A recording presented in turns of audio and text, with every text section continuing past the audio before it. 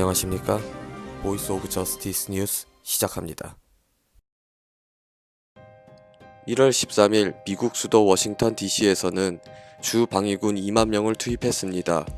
이 숫자는 이라크와 아프가니스탄 파견 숫자보다 4배 많은 것입니다. 조 바이든 대통령 당선임의 취임식 일주일 전부터 수도 워싱턴 DC를 전면 봉쇄하기로 했습니다. 이것은 마치 축하 분위기가 아니라 군사 직전이 벌어지는 군 기지처럼 느껴집니다.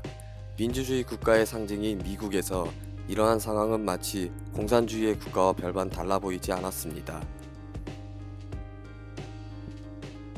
세계보건기구 국제조사팀이 14일 방중의 코로나19 기원과 관련해 이날 후베이성 우한에 도착했으며 격리 후 중국 과학자들과 함께 공동 연구에 들어갈 예정입니다.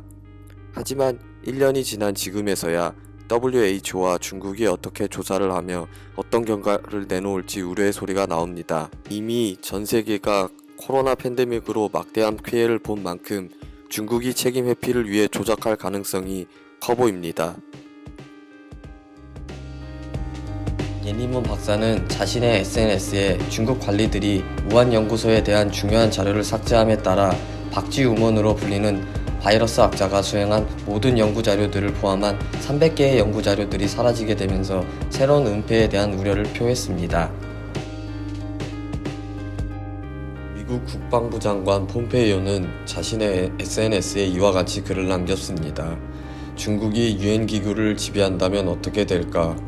코로나19를 다루는 세계보건기구와 그 기관의 치명적인 실패에 대해 이야기해 봅시다. 중국은 거짓말을 했고 수백만의 인류가 코로나19로 인해 사망했습니다.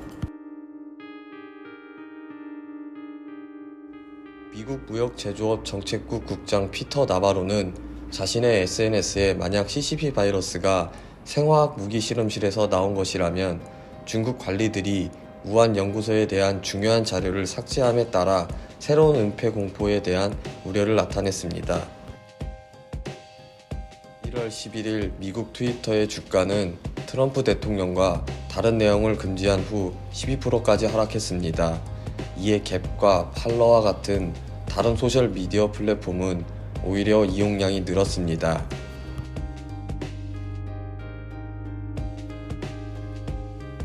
트위터에서 트럼프 대통령 계정 차단 후 구글, 애플, 그리고 아마존에서 팔러 서비스를 중지시켰습니다. 이에 팔러의 설립자이자 CEO인 존 메이츠 씨는 성명에서 인터넷에서 언론의 자유를 완전히 제거하려는 시도라고 비판했습니다. 사람들의 입, 하물며 미국 대통령의 입을 막는 것은 중국에서나 일어날 일이 미국에서 일어나고 말았다며 언론의 자유를 침해했다는 우려가 퍼지고 있습니다. 중국 국가주석 시진핑은 며칠 동안 어떤 공식 석상에도 모습을 드러내지 않았습니다. 시 주석의 예전 사진을 최근 내용에 다시 사용함으로써 만사가 잘 되고 있다는 이미지를 만들어내려고 중국 공산당이 노력하고 있음을 알 수 있게 해줍니다.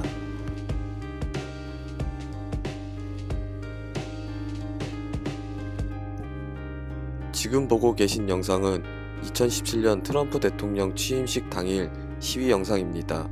대통령 단선에 반대하는 폭력 시위가 일어났는데요. 오는 20일 바이든 대통령 취임식 준비하는 사뭇 달라 보입니다.